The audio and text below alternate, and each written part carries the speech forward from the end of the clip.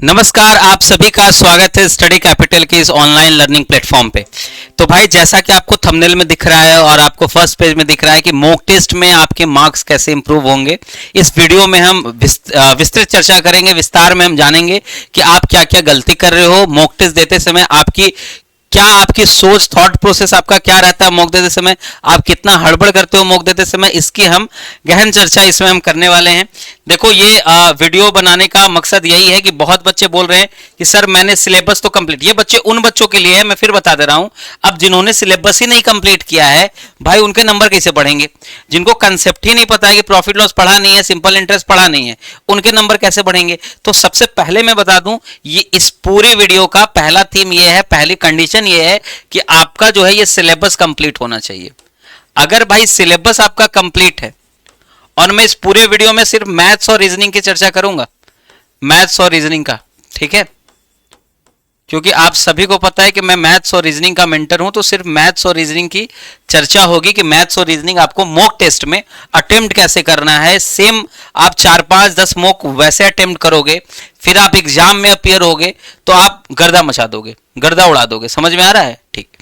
तो अब पहला शर्त यह है कि भाई आपका सिलेबस कंप्लीट होना चाहिए। जब तक सिलेबस नहीं कंप्लीट होगा आप नहीं स्कोर कर पाओगे मेरे भाई, ये मान लो, ठीक है। तो पहली चीज ये है। अब एक एक करके हम चर्चा करते हैं आगे क्या क्या चीजें होने वाली है। देखो, 4 पॉइंट्स में मैंने बांटा है इस चीज को। पहला क्या है? ऑर्डर एंड टाइम ऑफ आपका सब्जेक्ट, कि किस ऑर्डर में आपको पेपर देना है, किस ऑर्डर में आपका कितना टाइम लेना है आपको पर सब्जेक्ट, और किस ऑर्डर में आपको पेपर देना है, इसके बारे में पहले हम बात करेंगे। फिर हम बात करेंगे कैसे क्वेश्चंस आएंगे आपके पेपर में, क्या मिसकंसेप्शंस हैं, और अभी जो मॉक टेस्ट आप दे रहे हो, तो अभी मॉक टेस्ट देने में आप क्या फेस कर रहे हो, इसके बारे में हम बात करेंगे भाई, ठीक है। तो पहली चीज की क्या, किस ऑर्डर में पेपर देना है। अब देखो, आपका पेपर जो है ये ऑर्डरलेस है। ऑर्डरलेस कुछ मामलों में है। एक तो लैंग्वेज दम होता है सीधा सीधी, मतलब लैंग्वेज के क्वेश्चन शुरू होते हैं, फिर लैंग्वेज के क्वेश्चन लगातार होते हैं, 15 आए, 16 आए, एमबीए के से 20 आए, तो लैंग्वेज के लगातार क्वेश्चन आते हैं। फिर मैथ्स और रीजनिंग के क्वेश्चन मिक्स रहते हैं, लेकिन इतना भी मिक्स नहीं रहता। अगर कंप्यूटर के क्वेश्चन आ रहे हैं तो 6 7 लगातार कंप्यूटर के क्वेश्चन आएंगे, फिर 4 5 मैथ्स के क्वेश्चन आएंगे, इस तरीके से मिक्स रहता है। तो मैं वही कह रहा हूं कि आपको किस ऑर्डर में सवालों को बनाना चाहिए, पहले तो आप वो जानो, ठीक है। देखो, समझो, पहले एलएलबी स्टूडेंट्स के लिए ये ऑर्डर होना चाहिए भाई कि जीके कंप्यूटर आपको साथ में लेके चलना है, ये अलग अलग नहीं। जीके और कंप्यूटर को आपको एक साथ लेके चलना है। नंबर ऑफ क्वेश्चंस की बात करूं तो आउट ऑफ 75 क्वेश्चंस में आपके जीके के 15 से 21 क्वेश्चंस आपको देखने को मिलेंगे, ठीक है। रेंज बहुत ज्यादा मैंने लिया है, लेकिन हाँ मान के चलो यही देखने को मिलेंगे, ठीक है। 10 से 12 कंप्यूटर के क्वेश्चन देखो, अगर तुम जोड़ोगे तो 12 12 24, 20 10 30, 30 और 15 45, 45 और 24 25 मान लो, कितने हो 70। सवाल कितने आते हैं? 75, ठीक है भाई। तो एक काम करो ना, इसको 20 से, चलो इसको 20 कर लो ना, कोई दिक्कत नहीं है। इसको देखो, जब इन दोनों को हम मर्ज करेंगे, अगर इसको तुमने 20 किया तो 20 से 21 सवाल आएंगे। एक मिनट मेरे भाई, 20 से 21 सवाल, 20 10 30 20 50, 50 25 75, ठीक है। आपके 75 क्वेश्चन हो गए। मैं फिर बता रहा हूं, जरूरी नहीं, ये फिक्स आपका कोई नहीं है कि जीएस से 20 ही सवाल आएंगे, जीएस से 17 भी आ सकते हैं। कंप्यूटर से 10 सवाल, ये फिक्स नहीं है। 2023 में कंप्यूटर से ज्यादा सवाल आए हैं, 2024 में कंप्यूटर से ज्यादा सवाल आए हैं। फिर मैं कह रहा हूं ये फिक्स नहीं है। आपका लैंग्वेज से 20 सवाल, ये भी फिक्स नहीं है। आपका बस ये फिक्स है कि टोटल आपके 75 सवाल आएंगे, 75 क्वेश्चन आएंगे, और 75 क्वेश्चन आपका 300 नंबर का होगा। अगर मैं सवालों की डिवीजन की बात करूं, यहां जो लिखा है सो लिखा है, ठीक है। सवालों की अगर मैं डिवीजन की बात करूं तो आपके, अगर मैं मैथ्स की बात करूं, रीजनिंग की बात करूं, लैंग्वेज की बात करूं, कंप्यूटर की बात करूं, और जीके जीएस की बात करूं, ठीक है, तो मैथ्स से आपको कम से कम भी तो 13 से 15 सवाल देखने को मिलेंगे। 13 से 15 सवाल लिखा है, वो छोड़ो, मैं फिर से बता रहा हूं, ठीक है। रीजनिंग से भी आपको 13 से 15 सवाल मिलेंगे, मतलब ज्यादा से ज्यादा, कम से कम 13, ज्यादा से ज्यादा 15 सवाल मिलेंगे। लैंग्वेज से ये मान के चलो कि 20 मैक्सिमम सवाल आएंगे, 20 से ऊपर नहीं। 18 से 20 सवाल आप लैंग्वेज के जोड़ सकते हो। कंप्यूटर के 10 से 12 सवाल आपके आ सकते हैं, और बाकी बचे जितने सवाल आएंगे वो जीके के आएंगे। जैसे मैं अगर तेज इस साइड में जोड़ू मैक्सिमम साइड में, तो देखो 30 20 50 और 10 60 2 62 सवाल हो गया भाई आपके। ठीक है, तो अब जीके के लिए स्कोप 13 सवाल का बचता है, तो क्या 13 सवाल आएगा जीके में ना? फिर यही कह रहा हूं ना कि 13 सवाल नहीं आएगा जीके में। देखो क्यों, 2 2 2 2 6 का गैप लिया है मैंने, तो इसका मतलब मान के चलो जीके से आपके कम से कम भी तो, एक मिनट 12 से 14 लिखा है ना, 13 क्यों लिख दिया मैंने? 12 से 14, 12 से 14। जीके से कम भी तो 15 सवाल आपको देखने को मिलेंगे, और ज्यादा से ज्यादा जीके से आपको 20 सवाल देखने को मिलेंगे। इससे ज्यादा आपको सवाल जीके से नहीं देखने को मिलेगा। 20 सवाल से ऊपर नहीं जाएगा जीके, और मैथ्स और रीजनिंग 12 सवाल से नहीं जाएगा ऊपर। तो मुझे इस पे फोकस करना है, बाकी मेरा डोमेन नहीं है, मुझे बाकियों में इंटरेस्ट भी नहीं है कि लैंग्वेज से आपके कितने सवाल आ रहे हैं, कंप्यूटर से कितने सवाल आ रहे हैं, ये मेरा इंटरेस्ट का फील्ड नहीं है। मेरा इंटरेस्ट का फील्ड यही है, ये ट्रेंड रहा है कि आउट ऑफ 75 क्वेश्चंस आपके मैथ्स प्लस रीजनिंग मिला के 25 सवाल आपको देखने को मिलेंगे एलएलबी के लिए। 25 सवाल आपको एलएलबी के लिए देखने को मिलेंगे, बाकी इससे मुझे कोई खास मतलब नहीं है एज ए मैथ्स मेंटर कि आपके बाकी सेक्शन से कितने सवाल आ रहे हैं, मुझे ज्यादा मतलब नहीं है दोस्त। देखो कंप्यूटर के ज्यादा सवाल आएंगे तो कंप्यूटर के ज्यादा सवाल आने का मतलब कि वो इसके खाते में से कटेंगे, जीके के खाते में से, क्योंकि मोर और less computer is basically general knowledge. ठीक है, चलो तो इस 25 क्वेश्चन की मैं बात करूंगा। अगर मैं फिर बात करूं डिवीजन की, तो देखो मैथ्स के, जीके के, कंप्यूटर के, रीजनिंग के और लैंग्वेज के परसेंटेज वाइज आपके नंबर ऑफ क्वेश्चंस इस तरीके से मैंने बांटे हैं। ठीक है, फिर हम टाइम एलोकेशन की बात करें तो देखो सबसे ज्यादा आपको टाइम लग जाएगा मैथ्स में और रीजनिंग में। आप अगर थोड़ा ध्यान दो भाई तो वो जो 25 क्वेश्चन है ना मैथ्स रीजनिंग का, वो आपका 40 और 25 लगभग 65% टाइम खा जाएगा, या रफली मान लो कि 60% टाइम खा जाएगा। 60% ऑफ द टाइम, अगर मैं 100 मिनट का पेपर समझू तो 60 मिनट अकेले ये खा जाएगा भाई। ठीक है, लगभग 60% टाइम तो ये खा जाएगा। ठीक, आगे चलो, पूरा जो सेशन है पूरा सेशन देखना, उसके बाद अपने रिव्यूज लिखना कि हाँ जो मैं बता रहा हूं क्या वो फैक्ट है कि नहीं फैक्ट है। ठीक है, चलो एक मिनट रुक जाओ, आ जाओ भाई। फिर मैं बात कर रहा हूं एमबीए स्टूडेंट्स के लिए, तो देखो लैंग्वेज से 25 क्वेश्चन आए थे, तो 25 क्वेश्चन लैंग्वेज से, रीजनिंग से 15 से 18 क्वेश्चन, मैथ से 22 से 25 क्वेश्चन। अच्छा ये 10 क्वेश्चन नहीं है, 10 से ज्यादा क्वेश्चन आते हैं। ठीक है, 12 से 15 रख लो इसको, 12 से 15 सवाल रख लो। ठीक है, अच्छा जब मैं, और तो लैंग्वेज से 25 नहीं आएंगे, ऑब्वियस सी बात है, जब इसके सवाल बढ़ेंगे तो लैंग्वेज के खाते में से कट जाएंगे, तो लैंग्वेज से मान लो 25 सवाल नहीं आएंगे, 20 से 25 के बीच में आएंगे। ठीक है, मेरा फील्ड ऑफ इंटरेस्ट ये है कि मैथ्स से आपके सवाल कम से कम भी तो मैथ्स के सवाल आपके 20 होंगे फॉर एमबीए। ये जो लिखा है उस पर ज्यादा फोकस नहीं करना, जो मैं लिख रहा हूं उस पर फोकस करो। मैथ्स से आपके 20 सवाल आएंगे कम से रीजनिंग से कम आपके 15 सवाल आएंगे, 15 से 18 सवाल मान लो। ठीक है, और डेटा इंटरप्रिटेशन से आपको कम से कम भी तो 12 से 15 सवाल देखने को मिलेंगे मेरे भाई।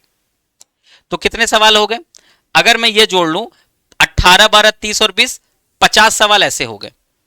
50 से 55 सवाल तक आपको इन तीनों सेक्शन से देखने को मिलेंगे, क्योंकि चौथा सेक्शन लैंग्वेज ऑब्वियस सी बात है, जब मैंने 20 से 25 इसको दे दिया तो 50 से 55 सवाल आपको यहां देखने को मिलेंगे। 50 मेरा फील्ड ऑफ इंटरेस्ट एमबीए में कहता है कि ये 50 सवाल आपको एमबीए में मेरे सिलेबस का हिस्सा है, मतलब मैं आपको पढ़ाता हूं, रीजनिंग में पढ़ाता हूं, मैथ्स में पढ़ाता हूं, डेटा इंटरप्रिटेशन में पढ़ाता हूं आपको। ठीक है, अब देखो रीजनिंग के कुछ सवाल कम आएंगे, मैथ्स के कुछ सवाल कम आएंगे तो रीजनिंग के खाते में चले जाएंगे, रीजनिंग के कुछ सवाल कम आएंगे हो सकता है मैथ्स के खाते में चले जाएं।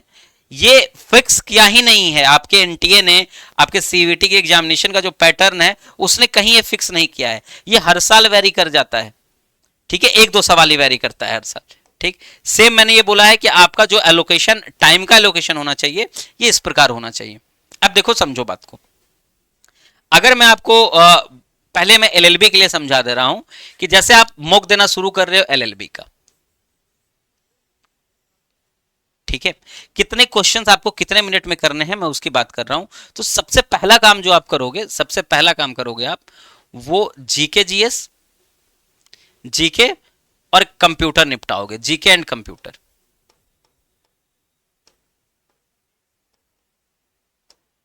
अगर मैं जीके और कंप्यूटर के 30 सवाल मान लेता हूं, 30 क्वेश्चंस मान के चलो, पूरे वीडियो की शुरुआत यहां से हो रही है, तो ये ऑर्डर, इस ऑर्डर में आपको मॉक अटेम्प्ट करना है। अगर मैं जीके और कंप्यूटर के 30 सवाल अटेम्प्ट मान लूं, तो भाई तुम मुझे बताओ, जैसे मैंने पूछा कि हल्दी घाटी का युद्ध कब हुआ था, तो इसको सोचने में कितना टाइम लगेगा। मैंने पूछा कि पानीपत का वार कब हुआ, किसके किसके बीच में हुआ था।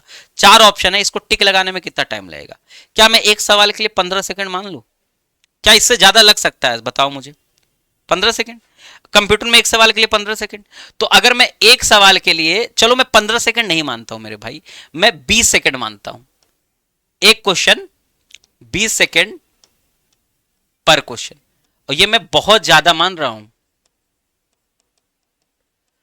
तो अगर एक सवाल में 20 सेकंड लगते हैं तो 30 सवाल आएंगे आपके, तो टोटल आपको कितने सेकंड लगने चाहिए? 600 सेकंड। 600 सेकंड मतलब आपको टाइम कितना लगना चाहिए? 10 मिनट। क्या आपको 10 मिनट का समय लगना चाहिए? क्या इससे ज्यादा जीके और कंप्यूटर की हैसियत है समय, अकॉर्डिंग टू समय इससे ज्यादा हैसियत है? नहीं। आप जीके कंप्यूटर के 30 सवाल उठा लो और 10 मिनट से ज्यादा लग जाए उसको बनाने में, तो मुझे बताओ। मतलब अगर नहीं, आपको 10 मिनट से ज्यादा लग रहे हैं, तो भाई आपको 10 मिनट के अंदर करना है उसे। समझो मेरी बात ध्यान से, ठीक है।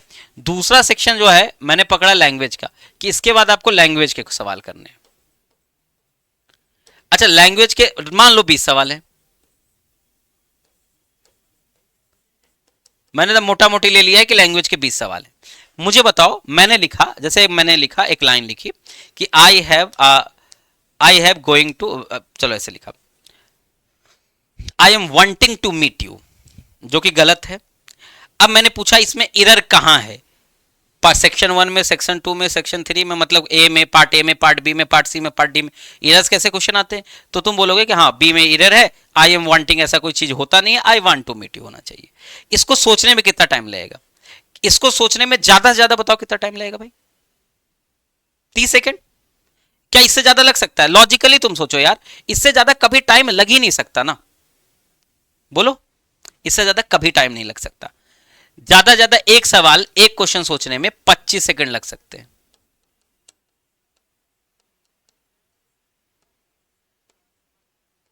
ये मैं मैक्सिमम टाइम लेके चल रहा हूं, यहां मैं 20 सेकंड ज्यादा माना हूं, तुम्हारे लिए माना हूं 20 सेकंड। ये 20 सेकंड नहीं लगेगा, ठीक है। 18 सेकंड लगा दोगे 1 मिनट बच जाएगा, ठीक है। ये मैक्सिमम तुमको तुम्हारे लिए समय बता रहा हूं। ऐसे आइडियल टाइम अगर मैं तुमको बताऊं तो ये 10 मिनट नहीं होना चाहिए, यहां पर ये आइडियल टाइम 8 मिनट हो रहा है। अगर आप 8 मिनट में पूरे क्वेश्चंस कर ले रहे हो, किसके? जीके और कंप्यूटर के क्वेश्चंस अगर आप 8 मिनट में कर ले रहे हो, तो भाई बहुत अच्छा कर रहे हो, ठीक है। ये आप क्वेश्चंस अगर 9 मिनट में कर ले रहे हो, तो भाई आपका परफॉर्मेंस अच्छा है। 8 मिनट 9 मिनट, इससे ज्यादा नहीं समय लगना चाहिए। फिर मैं मान लू कि हर क्वेश्चन करने में 25 मिनट लगते हैं, 30 सेकंड मान लेता हूं भाई, 30 सेकंड। तो क्या इसको भी करने में 10 मिनट लग सकते हैं मैक्सिमम? हमारे पास समय कितना चला गया? 40 मिनट समय चला गया। समय मिला कितना है? लोग बोलते हैं समय नहीं है, समय नहीं है। 105 मिनट का आपको समय मिलता है। 90 मिनट का, एक मिनट 60 30 पे, if I am not wrong, आपका समय तो 90 मिनट का है ना। 75 क्वेश्चन 90 मिनट का समय है ना। एक मिनट लेट मी चेक, क्योंकि यार पहले 105 था, बाद में 90 हो गया था।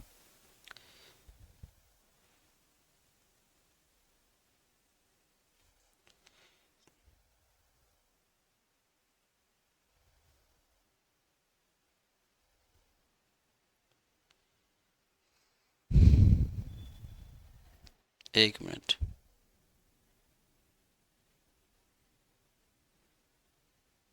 नब्बे मिनट है ना। तो क्या मैं ये बोल सकता हूं कि टोटल हमारा टाइम कितना चला गया? 20 मिनट टाइम चला गया। क्या 20 मिनट से ज्यादा क्या है? 10 मिनट, 10 मिनट। सवाल कितने किए तुमने? 30 सवाल इधर कर लिए और ये 20 सवाल इधर कर लिए, मतलब तुमने 50 सवाल अटेम्प्ट कर लिए। अब बचे कितने हैं तुम्हारे पास टाइम? 40 मिनट गया, तुम्हारे पास समय बचा है 50 मिनट,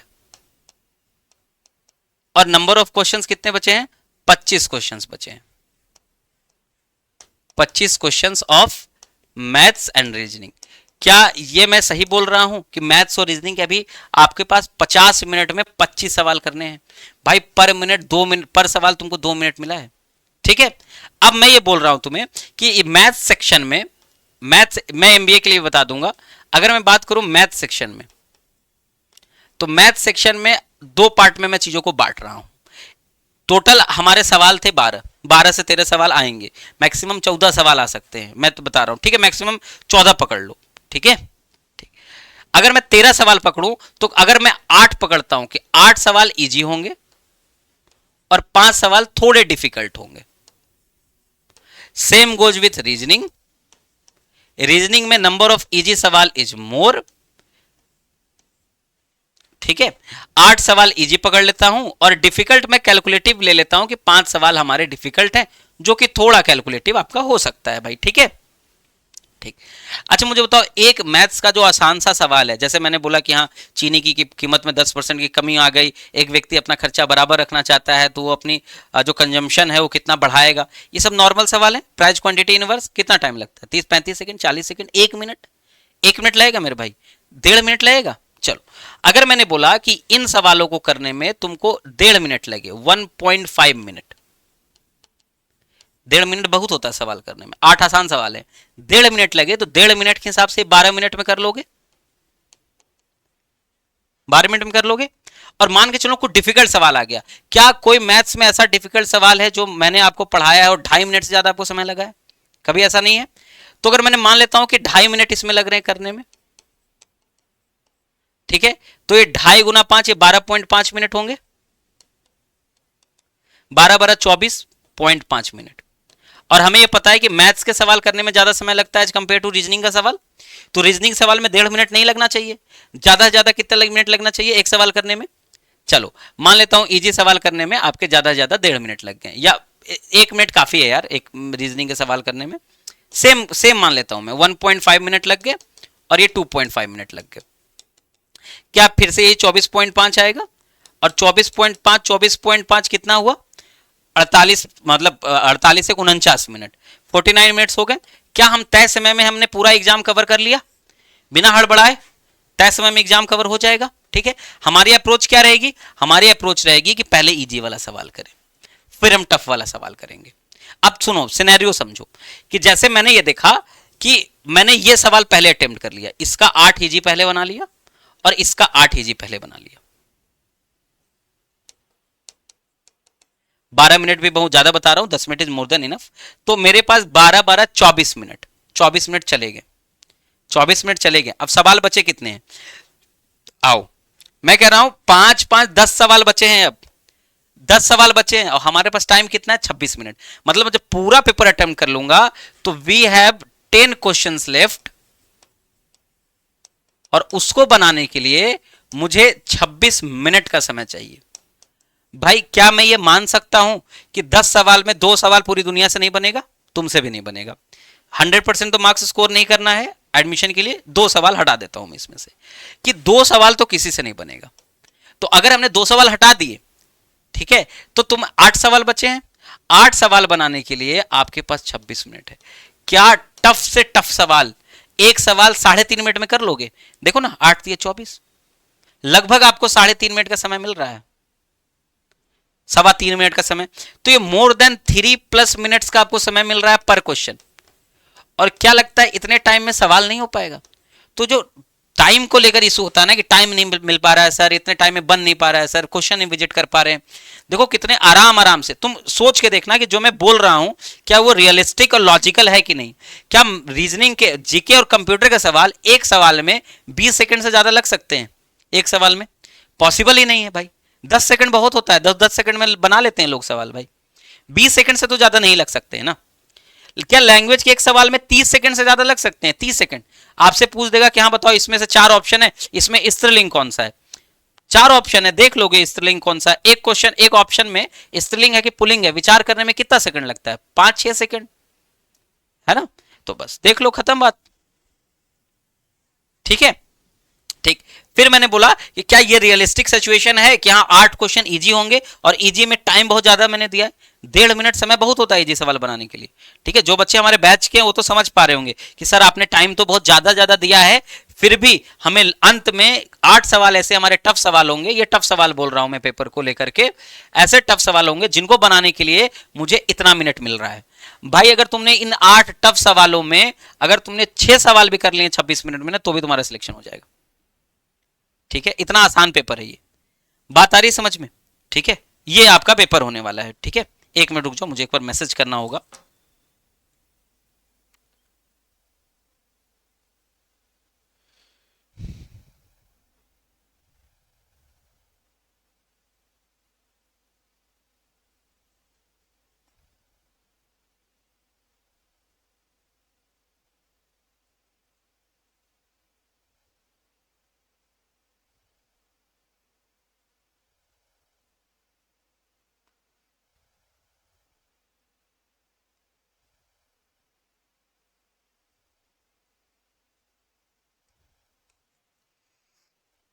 चलो भाई, अब हम बात कर लेते हैं टाइप ऑफ क्वेश्चंस एग्जाम में कैसे आएंगे। ठीक है, एमबीए की भी अभी चर्चा कर लेंगे।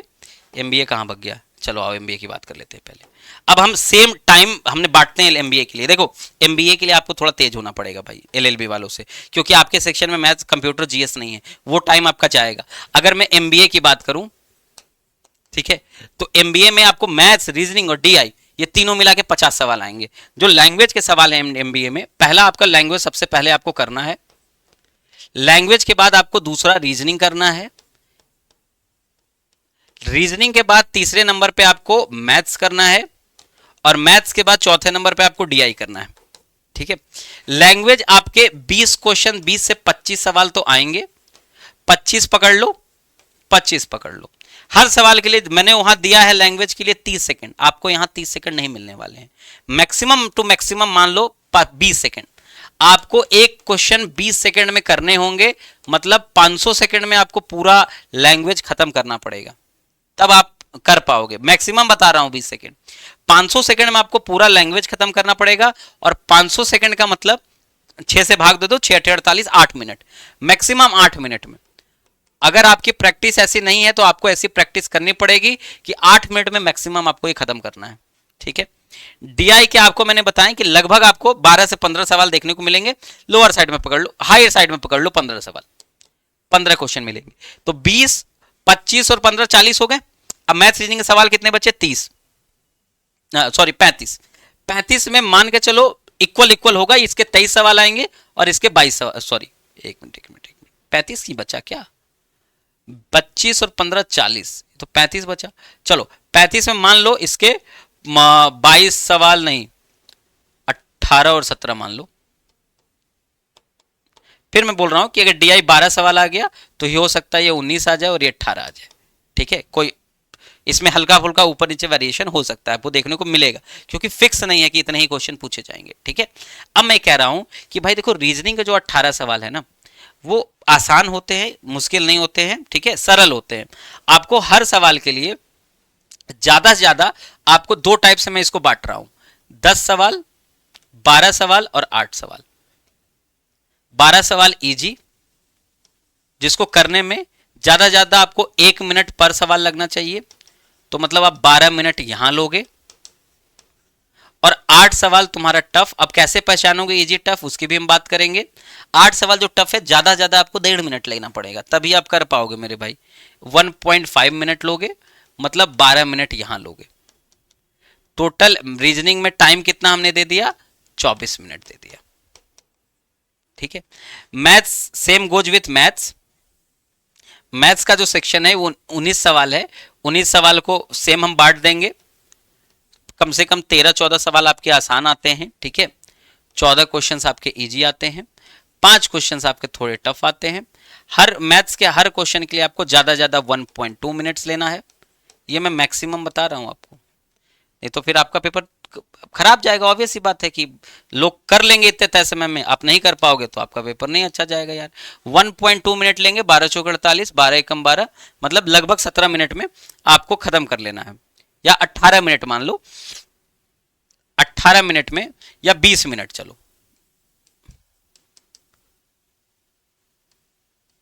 1.5 मिनट ले ले रहा हूं। ठीक है, आपको 20 मिनट में ये खत्म करने हैं। जो टफ सवाल है उसके लिए चलो मैं मान लेता हूं 2 मिनट आपको लगना चाहिए, तो 10 मिनट यहां आप लोगे। तो मैथ्स आपको 19 सवाल करने में मैंने 30 मिनट का जो समय लिया, 30 मिनट नहीं लगाना आपको, 25-25 मिनट मैक्सिमम में लिख दे रहा हूं मैं 30 मिनट। क्या ये रियलिस्टिक लग रहा है कि हाँ 19 सवाल तुम 30 मिनट में कर ही सकते हैं भाई? ठीक है, और लास्ट में जो तुम्हारा डीआई बचा, डीआई के जो 12 सवाल बचे, अब समय कितना बचा है देख लो, 24, 8, 32 और 30, 62 बचे कितने, टोटल 90 मिनट्स हैं आपके पास मेरे भाई। 24 और 8, 32, ठीक है। अगर मैंने इसको 24 की जगह पे 28 भी मान लिया या 27 मान लिया, चलो 27 मिनट इसको दे दिया जाए, तो 27 और 8, 35 और 30, 65 मिनट, 65 मिनट आपके गए हैं। क्या ये 12 जो डीआई के सवाल है ये 25 मिनट में नहीं कर लोगे? 12 डीआई के सवाल 25 मिनट में हो सकते हैं कि नहीं? हो सकते हैं। अरे एक बार आपने डीआई देखा, आराम से कर लोगे, उसी डीआई पे तो 2-3 सवाल बेस्ड आते हैं। ये 12 सवाल 25 मिनट में हो सकते हैं। मैं फिर बता रहा हूं, ये हर एक क्वेश्चन जो बच्चा बनाएगा उसके लिए है। अगर आपने मैथ्स के, मान लिया जाए आपको ऐसा सवाल दिखा, मैथ्स के आपको 3 सवाल नहीं आ रहे हैं, तो 3 सवाल का टफ सवाल थे, तो आपने 6 मिनट आपके बच गए, तो आओ जो 6 मिनट बचा है वो तो डीआई में दे दोगे, तो डीआई के बाद तो 25 और 6, 31 मिनट बच जाएंगे 12 सवाल बनाने के लिए। तो कुछ सवाल आपको ऐसे होंगे जो आपको नहीं आ रहे हैं, ठीक है। ये मान के चलो, ये इतना ज्यादा आपको टाइम देना है, इससे ज्यादा आपको समय नहीं देना है पेपर में। मॉक जब दे रहे हो तो इसका विशेष ध्यान दो कि पहले लैंग्वेज बनाओ, फिर रीजनिंग बनाओ, फिर मैथ्स बनाओ, फिर डीआई बनाओ, ठीक है भाई, ठीक। अब चलो कुछ चीजें और मैं तुमको समझाता हूं। समस्या क्या होती है, मैक्सिमम बच्चों के साथ समस्या क्या होती है, देखो कुछ चीजें आओ।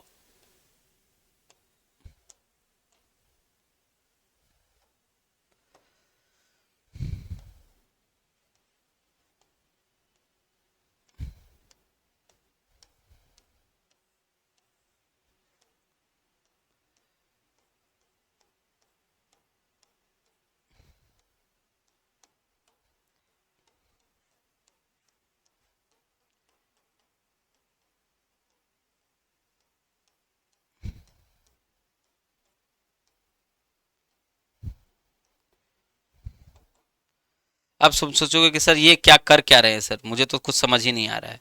मैंने कह रहा हूं अभी तुमको समझ आएगा। मैंने कहा भाई ये ढेर सारे छोटे छोटे बॉल्स हैं, ये बॉल नंबर, क्वेश्चन समझो इसको, ये बॉल्स हैं तुम्हारे पास ढेर सारे। तुमको एक बॉल इस बास्केट में डालने का, तुमको मान लिया जाए 100 रुपया मिल रहा है, 100 रुपया मिल रहा है, मिल रहा है ना। तुम गए और ये बॉल उठा के डाल दिए, फिर रास्ते में तुमको ये मिला तो डाल दिए। इसी तरीके से तुम अगर हर एक बॉल डालते जा रहे हो, और मान लेते हैं कि रास्ते में तुमको 3rd नंबर पे इतना बड़ा बॉल मिल गया, फिर आपको इतना बड़ा बॉल मिल गया, इतना बड़ा बॉल, ठीक है, फिर आपको इतना बड़ा बॉल मिल जा रहा है। अगर मैं बोलूं कि लगातार आपको बड़े बड़े बॉल मिल रहे हैं, आपकी ज्यादा एनर्जी जाएगी कि नहीं बॉल डालने में? हो सकता है आप थक जाओ, आपने 10 बॉल डाले, आप थक गए, फिर बाकी बॉल कैसे डालोगे? अब कोई एक समझदार व्यक्ति है, वो कहेगा कि अगर मुझे बॉल डालना ही है तो एक काम करते हैं, हम पहले देखें कि अच्छा ये था, उसके बगल में ये था, तो इसको पहले डाल दिया, मिल गए 100 रुपए। फिर ये बड़ा था, इसके बगल में ये था, इसको डाल दिए, फिर से 100 रुपए मिल गए। फिर इसको पिक कर लिया, इसको पिक कर लिया। फिर क्या करेंगे, जो सबसे भारी, अब देखो जितने छोटे बॉल रहेंगे सब आपने पिक कर लिए, सब पिक कर लिए। अब आपके पास कितने बचे, 1 2 3 4 5 6 7 8 मतलब 10 भारी बॉल बचे। अब आपके पास समय भी बचा है, आपके पास एनर्जी भी बची है। अगर 10 भारी बॉल है तो उन 10 भारी बॉल में से 5 डाला जा सकता है, लेकिन अगर आपने 10 भारी बॉल पहले ही उठा लिए तो हो सकता है आपके पास उतनी एनर्जी ना बचे कि आप इस बॉक्स में वो बॉल डाल सको, छोटे वाले भी। हो सकता है टाइम ना बचे आपके पास, फिर ये याद आता है अरे यार सवाल इजी था, पढ़ा हुआ था, समय नहीं मिला। समय इसलिए नहीं मिला क्योंकि आपको आर्ट ऑफ स्किपिंग नहीं आती, आपको लगता है कि हमने एक बार स्किप कर दिया तो चीजें दोबारा नहीं मिल पाएंगी हमें। बात एग्जाम्पल से समझ पा रहे हो? तो करना क्या है, देखो टाइप ऑफ क्वेश्चन मैंने बता दिया कि कुछ क्वेश्चन ऐसे होंगे जो लगेगा एग्जाम में कि आता है और बहुत कम या कम समय में हो जाएगा, या थोड़ा टाइम लगेगा, नाम मात्र का टाइम लगेगा, कर लेंगे। मतलब ये वेरी इजी टाइप वाले हैं, और इसको आप देखते ही तुरंत आप इसको सॉल्व करोगे, आप वेट नहीं करोगे, देखते ही तुरंत सॉल्व करोगे, ठीक है। फिर है कि बन तो जाएगा लेकिन थोड़ा टाइम टेकिंग है, बन तो जाएगा लेकिन थोड़ा टाइम टेकिंग है। अब पता है कि बन जाएगा लेकिन हल्का टाइम टेकिंग है, इसको आप इसके बाद सॉल्व करोगे, इसकी प्रेफरेंस पहले है, सेकंड प्रेफरेंस पे इसको सॉल्व करोगे, इन दोनों को सॉल्व नहीं करोगे, इसको तो सॉल्व ही नहीं करोगे। अंतिम में जब तक टाइम ना मिले, क्या लिख रहा है, नॉट पॉसिबल, ना पढ़ा है ना आता है, तो उसको सॉल्व नहीं करोगे। ये मान के चलो 1 से 2 सवाल आपको पेपर में ऐसा लगेंगे कि आपको लगेगा कि नहीं ये तो आएगा ही नहीं, बनेगा ही नहीं हमसे, तो इसको तुमको छोड़ देना है, अंतिम के लिए समय मिलेगा तो देख लेंगे, ठीक है। अब ये है कि कोशिश करने पे बना लेंगे। वो जो मैं डाल रहा था ना कि 5 क्वेश्चन टफ हैं या 3 क्वेश्चन से 5 क्वेश्चन जो टफ होंगे, जिसमें मैंने 3 से 5 क्वेश्चन के लिए आपको 15-15 मिनट का टाइम दे दिया था कि 15 मिनट 12 मिनट आपके बच रहे हैं। इसके लिए करीब 12 मिनट आप बचा लोगे यदि आप पहले ये अटेम्प्ट करोगे क्विक सॉल्विंग वाला, दूसरा नंबर पे ये अटेम्प्ट करोगे कि बन जाएगा। इतनी बार पढ़ा है, जैसे आपको 4 साल का सिंपल कंपाउंड इंटरेस्ट निकालना है, आपको पढ़ा है कि हमने इतनी बार पढ़ा है तो बना लेंगे, बस थोड़ा टाइम लगेगा लेकिन बना तो लोगे ना, ये तो श्योर है ना।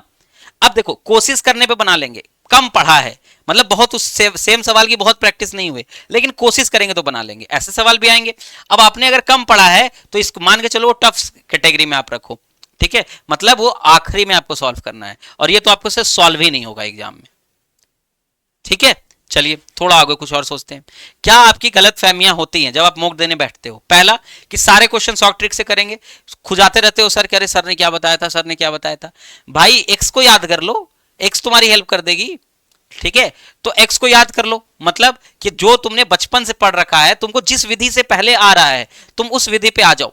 ये नहीं कि सर ने क्या बताया था शॉर्ट ट्रिक से करेंगे और लंबा जाएगा समय। दूसरी चीज कि स्किप कर दिया तो दोबारा समय नहीं मिलेगा। भाई बहुत समय मिलेगा, तुम्हें लाइव एक मॉक देकर के मैं दिखाऊंगा कि हाँ सच में स्किप करने के बाद तो दोबारा बहुत ज्यादा समय मिलता है इस क्वेश्चन में। अब तीसरा मिसकंसेप्शन ये है कि तुमने मान लीजिए एक सवाल में 15 से 20 सेकंड लगा दिए, 30 सेकंड लगा दिए, तुमको लगा था कि बन जाएगा, लेकिन अगर तुमने 15-20 सेकंड लगाए उसके बाद भी तुम सही डायरेक्शन तुमको नहीं मिल पा रहा है, नहीं लग रहा है कि सही डायरेक्शन में, तो उसको स्किप कर लो। तुम्हें लगेगा कि अरे 20 सेकंड 10 सेकंड और लगा देते हैं तो हम बना लेंगे, फिर ऐसे करते करते 40 सेकंड लगा दोगे, 50 सेकंड लगा दोगे, फिर लगेगा 10 सेकंड की और बात है बना लेते हैं, तो एक सवाल में 3-3 4-4 मिनट तक चला जाएगा। तो ये काम दम नहीं करना है, ठीक है। टाइम कम है, फास्ट करना पड़ेगा। क्यों टाइम कम है भाई? हमने तो तुमको बता दिया ना, एलोकेट कर दिया ना हर चीज के लिए टाइम। अब तुम पहले बनाना शुरू करोगे लैंग्वेज, तुमने देखा कि लैंग्वेज 10 मिनट में बन गया, 10 मिनट से कम में बन गया, तो मतलब तुम सही टाइम पे हो। तुम्हें क्यों जल्दीबाजी क्यों करनी है? बहुत लोगों के साथ ऐसा होता है कि वो बोलते हैं कि सर 10 मिनट तो बचा लिए हमने, 90 मिनट का पेपर है 80 मिनट में बना ले रहे हैं, लेकिन 8 क्वेश्चन 10 क्वेश्चन 12 क्वेश्चन गलत हो जा रहे हैं। तो भाई पनवेल निकलना है, किसी की शादी में जाना है, क्यों भागना क्यों है? धीरे धीरे बनाओ, ठीक है। मुझसे सिली मिस्टेक कैलकुलेशन मिस्टेक नहीं करके आऊंगा, ये रहता है कि मैं तो सिली मिस्टेक करूंगा ही नहीं। मान के चलो तुम्हारे जैसे हजारों लोग एक आध सिली मिस्टेक करते हैं। सिली मिस्टेक का कारण यह है कि फास्ट चलना। आप बिल्कुल आराम से कामली बैठो। मॉक टेस्ट का क्या मतलब है भाई? मॉक टेस्ट का मतलब है कि असली जो एग्जाम है उसके पहले सारी गलतियां हम सुधारने का मौका हमें मिल रहा है, ठीक है। तो मॉक टेस्ट को एग्जाम की तरह मत सोचो, रिलैक्स बैठो कि कम आएगा नंबर आएगा, सुधारेंगे अगली बार, है ना। तो ये मॉक टेस्ट तुम्हारे जो टेम्परामेंट है, तुम्हारा जो प्रेशर है उसको कम करने का काम करेगा। तुम मॉक टेस्ट को रियल एग्जाम समझ के प्रेशर में आ जाते हो। फिर तुम्हारा क्या है मैथ्स में खास करके, पहले क्वेश्चन सॉल्व करूंगा तब ऑप्शन मिलाऊंगा। भाई यूनिट डिजिट से सवाल लगाया जा सकता है, सवाल लगाया जा सकता है तुम्हारे, जैसे मान लेते हैं लास्ट में 8 आ रहा है गुना करने पे, और तुम पहले पूरा सॉल्व करने लगे, ठीक है, अप्रोक्सीमेशन में तुम्हारा सवाल लग सकता है। तो जरूरी नहीं है कि पहले सारा क्वेश्चन सॉल्व करेंगे फिर हम आंसर लगाएंगे, ये गलती नहीं करेंगे, ठीक है। अब देखो, अब आप क्या प्रॉब्लम फेस कर रहे होगे कि स्टार्टिंग में टाइम लग जा रहा है। क्यों ज्यादा समय लग रहा है? क्योंकि आप सही तरीके से स्टार्ट नहीं कर रहे हो। आपको लैंग्वेज से ही स्टार्ट करना है। लैंग्वेज में भी अगर आपने देखा कि 2-4 सवाल लगाया उसके बाद कॉम्प्रिहेंशन आ गया, कॉम्प्रिहेंशन को बाद में रखो। लैंग्वेज में टाइम टेकिंग है ना कॉम्प्रिहेंशन, उसको बाद में रखो, बन जाएगा वो आराम से। तो आपको लैंग्वेज शुरू करना है, उसके बाद जीके कंप्यूटर, उसके बाद आपको मैथ्स, उसके बाद रीजनिंग, उसके बाद मैथ्स। आप अगर ये फॉलो करोगे तो नहीं ज्यादा टाइम लगेगा। स्टार्टिंग में टाइम, जब आप मान के चलो कि स्टार्टिंग में 20 सवाल बनाए हो, 20 मिनट खत्म हो गया है, लैंग्वेज बनाने में 20 मिनट लग हो गया है, तो प्रेशर में आओगे, ये तय है, ठीक है। फिर अवॉइड परफेक्शन, कुछ क्वेश्चन छोड़े जा सकते हैं, उसको ईगो पे नहीं लेना है। आपने मान लीजिए, आपको मैं बता रहा हूं ना, पेपर में 4 सवाल मान लो चलो हमको छोड़ के आना है, आप खुद से अभी से मान के चलो कि मुझे 4 सवाल बनाने ही नहीं पेपर में मैथ्स के। आपका मैथ्स वीक है, आप मान के चलो मुझे 4 सवाल मैथ्स के नहीं बनाने हैं, क्या फर्क पड़ जाएगा उससे? समझो आपके लिए 70 सवाल है, 75 सवाल का पेपर नहीं है, 70 सवाल का पेपर है, 280 नंबर का पेपर है आपके लिए। क्या 280 में 200 नहीं लाया जा सकता है? 220 नहीं लाया जा सकता है? ठीक है। जीके जीएस का मोस्ट अनसर्टेन है, कुछ भी पूछ सकता है जीके जीएस में। अभी लास्ट वाले दिन में मैं तुमको बताऊंगा कि जीके जीएस में जितने आपने पढ़ा है बस उसको कंसोलिडेट करने पे काम करो। नई चीजें आपको पढ़ना आपके लिए खतरनाक हो सकती है, ठीक है। मैथ्स में रिवाइज करो, नई चीजें पढ़ना खतरनाक हो सकती है। मैथ्स से रीजनिंग टाइम ज्यादा लेगा और मार्क्स कम देगा। मार्क्स कम क्यों देगा? क्योंकि आप फास्ट बनाओगे, गलती कराएगा। इसीलिए मार्क्स कम देगा और टाइम ज्यादा लेगा। जो टाइम ज्यादा लेने वाली चीज है उसको हम बाद में करेंगे। ये बात आ रही है समझ में? चलिए चलिए, तो हाँ, हम इतना ही बताना चाह रहे थे इस वीडियो में। आप सभी का जो भी इस वीडियो को देखेंगे कमेंट जरूर करें इस वीडियो के नीचे कि आपको क्या नई चीजों पे वीडियो चाहिए, क्या मैं आपको बताने में सफल हो पाया। और ये जरूर देखो कि जो जो स्टेप्स मैंने बताए हैं उस तरीके से आप सवालों को बनाओगे। इजी सवाल पहले उठाओगे। अब कौन से सवाल इजी है, कौन से सवाल टफ है, इसका नेचर में अब जैसे जैसे यूट्यूब पे क्लासेस चलेंगी वैसे मैं नेचर बताऊंगा कि टफ था या इजी था। ठीक है, साथ साथ में बताते चलूंगा। सभी का ये वीडियो देखने के लिए बहुत धन्यवाद। हमारे साथ जुड़े रहें। ठीक है, बाय बाय।